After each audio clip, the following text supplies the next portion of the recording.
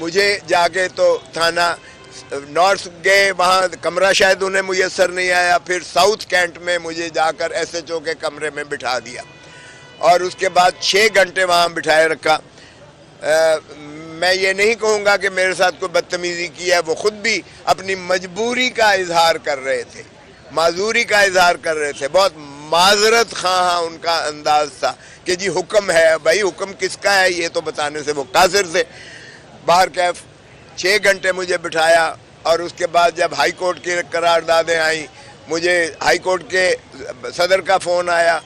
اور اس کے بعد سپریم کورٹ کے صدر کا فون آیا، ان کی قراردادیں بڑی سخت قسم کی آئیں، انہوں نے چیف جسٹس صاحب کو کہا اور اس انداز سے جو ہے میں نے سعد رفیق کو کہا کہ بہت مہربانی کہ تم نے اپنی اصلیت دکھا دی اور میں تمہارے محبوس ہوں تمہارے تھانے میں۔ اگرچہ اس نے فون کر کے مجھے کہا کہ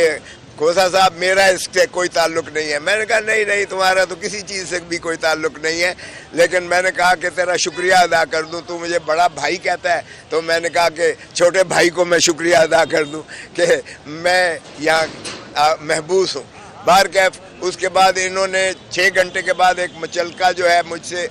لیا کہ جی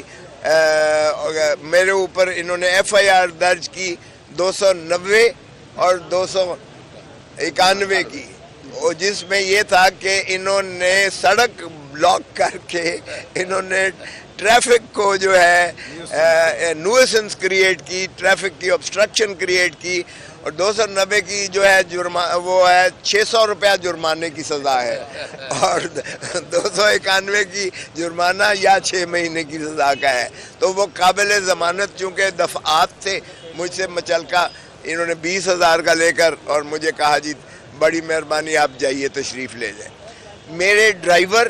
اور میری گاڑی انہوں نے ایک اور کیس جو ہے دہشت گردی کا کیا، جس میں جو ہے ہمارے ایم پی ایز کو بھی جو ہے بیچ میں ملوث کیا، اور میرے ڈرائیور پر انہوں نے اور میرے جو کہ سرکاری ہے گن مین ہے اس پر انہوں نے ڈالا کہ جی اس نے پولیس کی وردیاں پھاڑی ہیں اور اس نے ان کو مارا پیٹا ہے، اور ساتھ ہی میرے